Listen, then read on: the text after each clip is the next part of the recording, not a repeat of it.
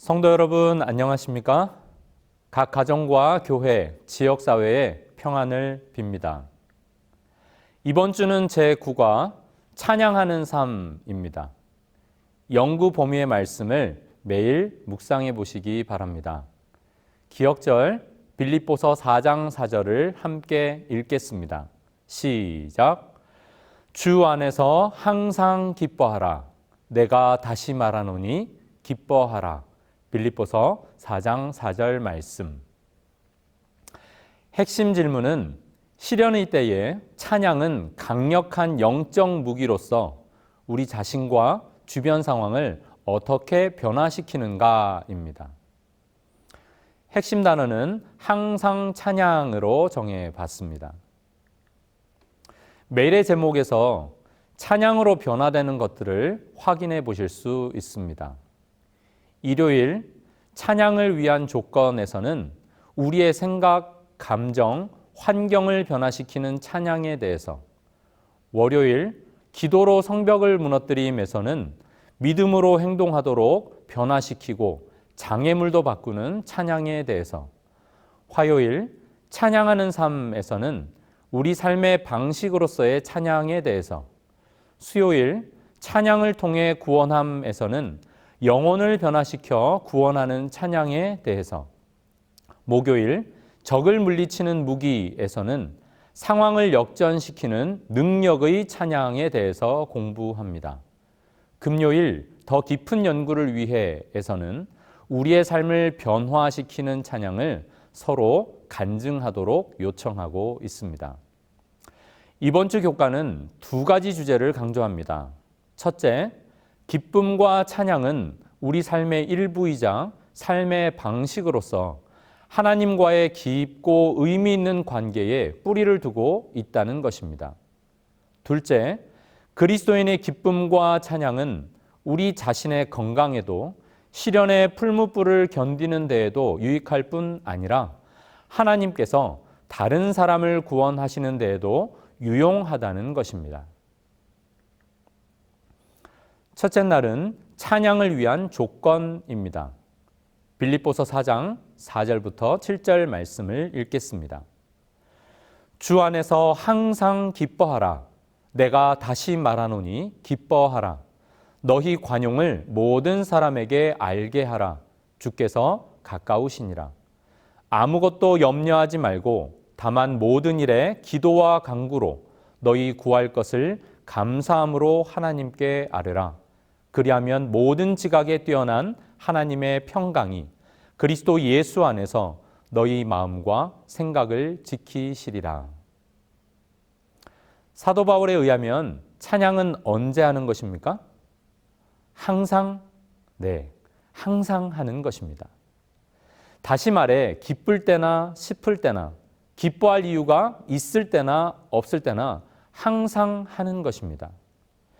찬양은 믿음의 행동으로서 우리는 그렇게 기뻐 찬양하도록 부름을 받았습니다. 교과 123쪽은 이렇게 설명합니다. 믿음이 우리가 처한 상황이 아니라 하나님에 대한 진리에 기초하고 있는 것처럼 찬양 또한 우리의 기분이 아닌 하나님이 어떤 분이시며 그분께서 우리에게 어떤 약속을 주셨느냐에 근거한다. 놀라운 사실은 이러한 믿음이 마침내 우리의 생각과 감정과 환경을 변화시킨다는 것이다. 증언보감 2권 110쪽 말씀입니다. 우리는 아무리 많이 기도할지라도 지나치다 할 수 없음에도 불구하고 우리는 너무도 감사의 기도를 하지 않는다. 만일 하나님의 인자하심을 더욱 찬송하고 감사할 것 같으면 우리는 기도로서 더 큰 능력을 갖게 될 것이다. 우리는 하나님의 사랑 가운데서 점점 부요해지고 그분을 찬송하기 위하여 더욱 많은 것을 받게 될 것이다. 하나님께서 기도를 듣지 않으신다고 불평하는 그대여, 그대의 현 상태를 바꾸어서 그대의 간구에 찬송도 합하자. 둘째 날은 기도로 성벽을 무너뜨림입니다. 영어 표현 중에 Don't paint yourself into a corner. 스스로 궁지에 몰아넣지 말라는 말이 있습니다. 여기 그림에서처럼 방바닥에 페인트 칠을 이렇게 해나가다가 방 구석에서 작업이 끝난다면 방금 칠한 이 페인트에 갇혀서 빠져나올 수 없게 되어 버립니다. 이 상황에서 우리 믿음이 이 페인트라면 우리가 믿음을 이렇게 막 펼쳐내고 있을 때 우리는 마치 이 믿음 때문에 내 삶이 점점 팍팍해지고 궁지에 몰린 것 같은 그런 답답함을 느끼게 되지 않을까요? 불신과 불순종 때문에 거의 40년을 광야에서 고생하다가 드디어 백성이 도착한 곳은 푸른 초장, 쉴만한 물가도 아니고 가나안 땅 초입에 견고한 성읍, 바로 여리고였습니다. 지금껏 가진 믿음을 부정하고 포기하든지 아니면 이 불가능해 보이는 것을 믿든지 선택해야 할 형편에 그들이 처했을 때 하나님의 명령을 따라 침묵의 6일 동안 여리고성 둘레를 매일 한 바퀴씩 돌면서 그들은 자신의 믿음을 다시 살펴보았습니다. 그리고 바로 7째 날 하나님께서는 7바퀴를 행진하고 나팔 소리와 함께 목소리를 크게 높여 외치라고 명하십니다. 시편 66편 1절 2절에서는 이 다윗의 찬양 기록이 나옵니다. 온 땅이여 하나님께 즐거운 소리를 낼지어다. 그의 이름의 영광을 찬양하고 영화롭게 찬송할지어다. 이 다윗의 외침과 같이 여리고를 둘러싼 백성들의 외침은 곧 하나님을 신뢰하는 찬양이었습니다. 하나님께서 우리를 푸른 초장이 아닌 이 철옹성 여리고로 데려가실 때 그때는 승리의 비결을 배워야 할 때입니다. 승리는 오직 하나님께만 있음을 믿어야 할 때입니다. 그 믿음을 행동으로 드러내는 것이 찬양입니다. 가려 뽑은 기별 2권 268쪽 말씀입니다. 우리는 하나님의 축복을 받기 원할진대 그 축복을 간구해야 한다. 기도는 하나의 의무이며 필수적인 것이다. 그러나 우리는 찬미하는 것을 등한히 하고 있지 않은가? 우리는 감사하는 정신을 배양할 필요가 있다. 우리는 자주 하나님의 자비하심에 대하여 깊이 명상하고 회고해야 하며 비록 우리가 슬픔과 고통의 골짜기를 지날 때에도 하나님의 거룩하신 이름을 찬양하고 영광을 돌려야 할 것이다. 셋째 날은 찬양하는 삶입니다. 여리고성 전투에서 믿음의 찬양으로 승리한 그 장면을 우리는 앞서 공부했습니다. 그렇다면 우리에게 평온한 때는 하나님을 찬양하기에 더 좋은 시간이 아닐까요? 하지만 여전히 자연스럽게 찬양하지 못하는 우리의 연약한 모습을 보게 됩니다. 교과 126쪽은 이렇게 설명합니다. 우리는 하나님을 찬양하는 삶을 살도록 부르심을 받았다. 찬양이 특별한 것이 아니라 우리가 살아가는 삶의 자연스러운 부분으로 바뀔 때까지 우리는 계속해서 찬양을 연습해야 한다. 하나님을 찬양하는 것은 어떤 특정한 행동이 아니라 우리가 가진 고유한 삶의 방식이 되어야 한다. 여기 기록처럼 우리는 소명감을 가지고 삶의 고유한 방식이 되기까지 찬양을 연습해야 합니다. 시편 145편 1절부터 21절 중에 첫 절과 마지막 절만 제가 읽겠습니다. 다윗의 찬송시. 왕이신 나의 하나님이여 내가 주를 높이고 영원히 주의 이름을 송축하리이다. 21절. 내 입이 여호와의 영예를 말하며 모든 육체가 그의 거룩하신 이름을 영원히 송축할지로다. 아멘. 이 다윗의 찬양은 개인적인 차원에서 모든 생명체의 차원으로 확장되어 갑니다. 다윗이 제시하는 하나님을 찬양해야 할 이유를 전체 본문을 여러분이 개인적으로 한번 읽으시면서 꼼꼼히 찾아보시기 바랍니다. 시편 145편은 승리의 찬미들이라고 불리는 145편부터 150편 중에서 첫 번째에 있는 시편입니다. 우리가 확인한 것처럼 제목에 찬송시라는 표현이 붙은 유일한 시편이기도 합니다. 무엇보다 이 시의 특징은요, 각 절의 첫 글자를 히브리어 알파벳 순서대로 해서 지었다는 것입니다. 이것은 무엇을 의미할까요? 다윗은 분명 자신이 아는 모든 글자, 모든 말을 가지고 하나님을 온전히 그리고 영원히 찬양하고자 한 것은 아니었을까요? 영국의 위대한 설교자 찰스 스펄전이 시편 145편 7절을 기초로 해서 쓴 찬양의 연습이라는 책이 있습니다. 이 책에서 그는 우리 삶에서 찬양을 개발하는 데 도움이 되는 세 가지 비결을 소개합니다. 첫째, 찬양할 이유가 가득한 우리 주변을 둘러보며 찾는 것입니다. 둘째, 찾은 그 찬양할 이유를 여러 방법으로 기억하는 것입니다. 셋째, 소리를 내어서 이렇게 표현을 해서 다른 사람들이 들을 수 있도록 하는 것입니다.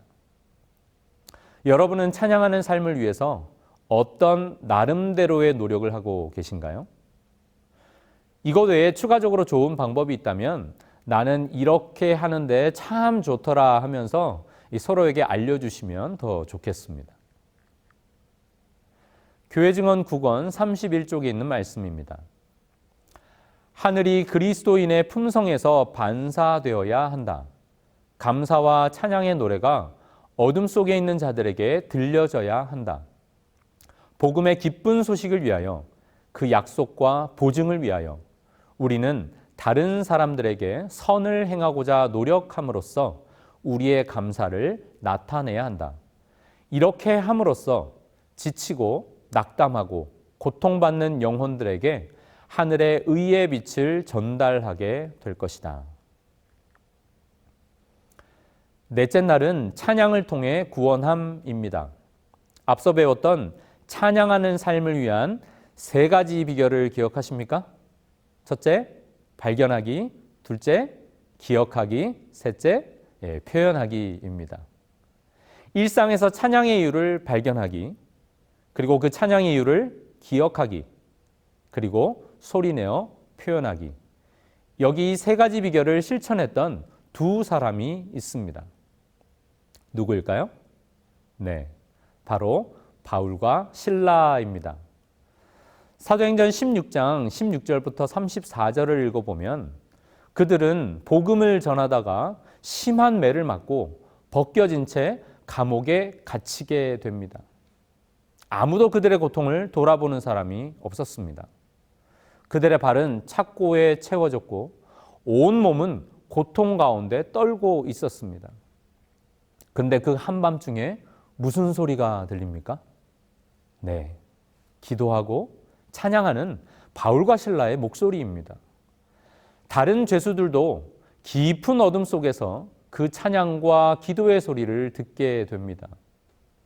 그냥 들리니까 들은 것이 아니고 이 성경 표현을 보면 그들이 주의를 기울여 경청했다라고 기록됩니다. 시련이 엄습할 때 찬양하기란 쉽지 않습니다. 하지만 그때야말로 하나님을 절실하게 찬양해야 합니다. 왜냐하면 찬양은 우리의 믿음을 지탱해 주는 수단이기 때문입니다. 뿐만 아니라 이 찬양은 주변 사람들을 구원하는 도구이기도 하기 때문입니다. 이 성경 본문을 가만히 묵상해 보시기 바랍니다. 빛도 외부 공기도 거의 차단된 깊은 감옥. 다들 자신은 죄가 없다면서 욕설과 불평, 억울함의 호소로만 호흡하던 그 깊은 감옥에서 자신과 같은 죄인을 구원하신 하나님을 향한 찬양과 기도는 이들에게 너무나도 낯설고 마음을 뒤흔들어 놓기에 충분했습니다.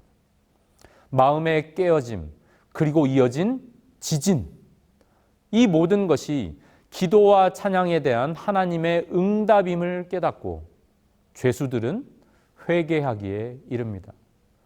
놀랍게도 자신들을 묶었던 쇠사슬이 풀립니다. 하나님의 천사가 그들의 심령이 이제 죄에서 해방되었음을 확인해 주는 듯 했습니다. 감옥이 깊은 만큼 그 파장도 컸습니다. 죄가 깊은 만큼 그 은혜도 컸습니다. 그들은 바깥 세상에서도 경험하지 못한 자유와 평안을 이 깊은 감옥에서 경험하게 됩니다. 이 모든 것이 바울과 실라의 기도와 찬양에서 시작되었습니다. 감옥문이 열렸지만 그들은 그곳을 떠나지 않았습니다. 항상 기뻐하며 쉬지 말고 기도하라 말씀하신 하나님의 명령에 순종하여 찬양의 삶을 사는 저의 모습을 통해 많은 사람들에게 하나님의 선하심과 위대하심을 드러내며 살 수 있게 도와주시옵소서. 아멘. 이것이 우리의 기도가 되기를 간절히 바랍니다. 다섯째 날은 적을 물리치는 무기입니다. 역대하 20장 1절부터 30절을 개인적으로 한번 자세히 읽어보시기 바랍니다. 2절부터 보면 모압, 암몬, 마온, 즉 세일 사람들의 큰 무리가 이스라엘 백성들에게 쳐들어옵니다. 백성들은 금식하려고 예루살렘에 모이고 유다 왕 여호사밧은 여호와께로 낯을 향하여 간구합니다. 솔로몬이 성전 봉헌할 때 올린 그 기도, 하나님께 부르짖으면 응답하시겠다는 그 언약을 붙들고 간절히 주장합니다. 12절에서 왕은 대적할 능력도 없고 어찌할 방법도 모르니 오직 주만 바라보나이다 라고 부르짖습니다. 자신들의 무력함과 하나님의 전능하심을 인정합니다. 17절에서 레위 사람 이스라엘 찬양대장 아삽의 후손인 야하시엘에게 여호와의 영이 임합니다. 그는 선언하기를 이 전쟁은 여호와께 속하였다. 너희가 싸울 것이 없나니 대열을 이루고 서서 너희와 함께한 여호와가 구원하는 것을 보라. 두려워 말라라고 말합니다. 백성들은 심히 큰 소리로 여호와를 찬송하며 찬양의 제사를 함께 올립니다. 이튿날 아침 여호사밧은 외칩니다. 너희 하나님을 신뢰하라. 그리하면 견고히 서리라. 그의 선지자들을 신뢰하라. 그리하면 형통하리라. 그리고는 찬양대를 모으고 그들에게 거룩한 예복을 입히고 무장한 군대 앞에서 행진하며 찬양합니다. 그 내용은 무엇입니까? 21절 여호와께 감사하세 그의 인자심이 영원하도다. 이 전쟁 여호와께서 다 하실 것이지만 그들은 적을 대항하기 위하여 나아가야 했음도 우리는 이 대목에서 기억해야 합니다. 22절 그 노래와 찬송이 시작될 때에 여호와께서 뭐 하세요? 이 전쟁에 개입하십니다. 암몬과 모압이 세일산 주민을 치고 나서 이제는 서로 또 싸웁니다. 결국 살아남은 적군은 하나도 없이 유다 백성이 승리하게 됩니다. 그들은 하나님을 신뢰하여 찬양했고 하나님께서는 승리를 그들에게 선물해 주셨습니다. Hands up 무슨 뜻일까요? 손을 드세요 정도로 가볍게 쓰이기도 하는 표현이지만 이 말을 출동한 경찰이나 군인이 외쳤다면 손들어 항복해 라는 말이 되겠죠.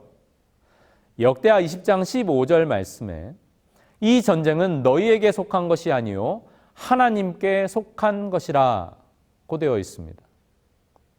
성경에는 이처럼 두 손을 들고 얻은 승리 이야기들이 있습니다.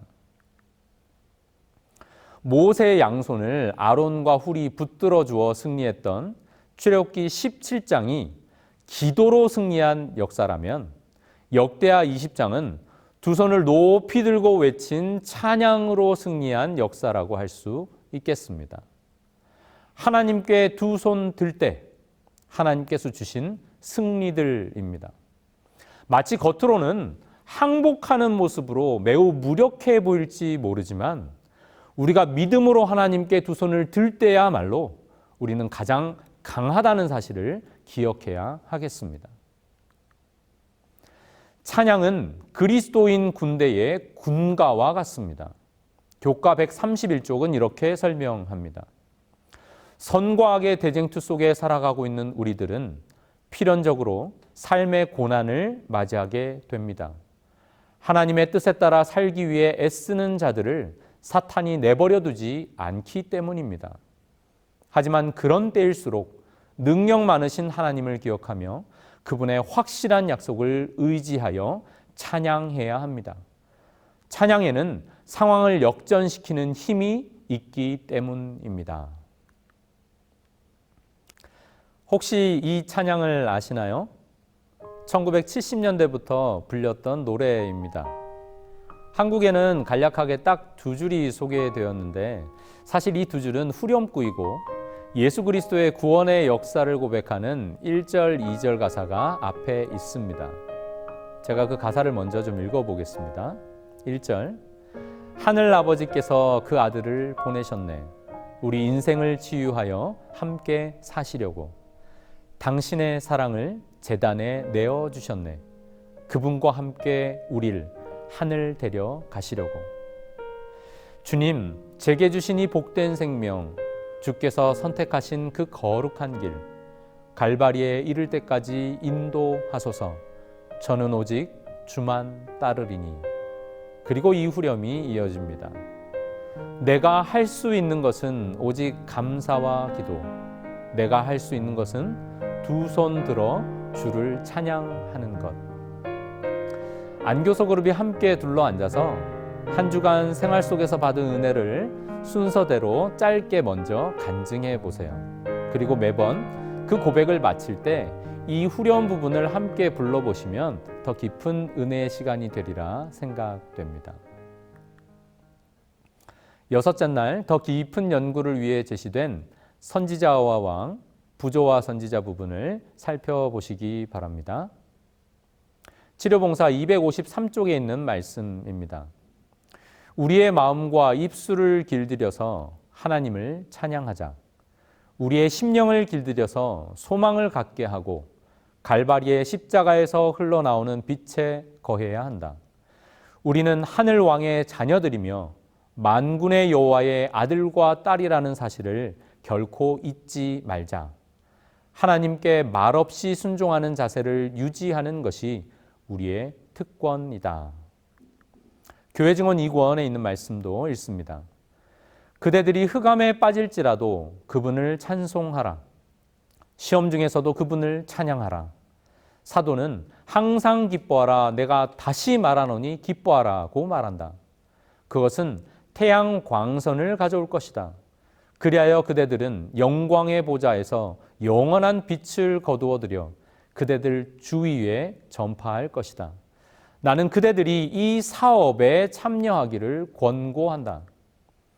이 빛과 생명을 주위에 퍼뜨려라. 그대들의 길에만 뿌릴 것이 아니라 그대들이 교제하는 사람들의 길에도 그리하라. 그대들 주위에 있는 사람들을 향상시키고 고양시키며 그들에게 하늘과 영광을 가리켜주고 그들이 세상 사물을 떠나 영원한 것, 불멸의 기업, 썩지 아니할 불을 구하도록 인도하는 그 일을 그대들의 목표로 삼으라. 개인적으로 제가 묵상하길 좋아하는 교육 39쪽의 말씀을 좀 나누고자 합니다. 이스라엘 백성들이 광야를 여행하는 동안 많은 귀한 교훈들이 노래를 통해 마음에 새겨졌다. 바로의 군대를 피해 구원함을 받았을 때 이스라엘 모든 백성은 승리의 노래를 함께 불렀다. 그 환희의 곡전은 멀리 사막을 건너고 바다를 넘어서 진동했고 여호와를 찬송하라 그는 높고 영화로우시도다 하는 노랫소리는 산들에게서 화답되었다.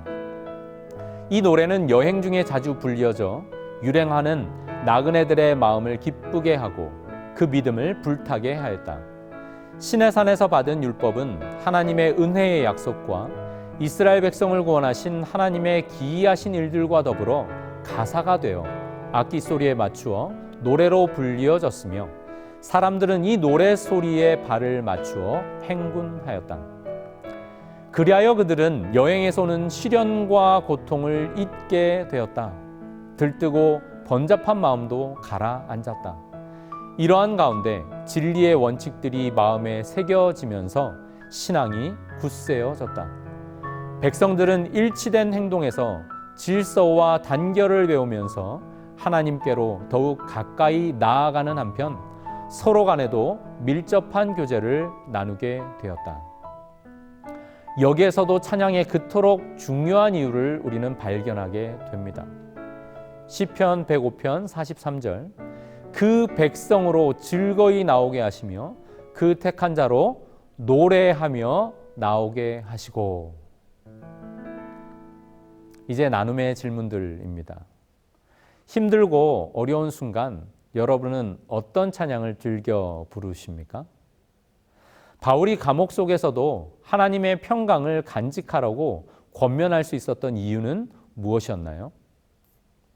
여리고성을 무너뜨린 이스라엘 백성들의 외침은 무엇이었습니까?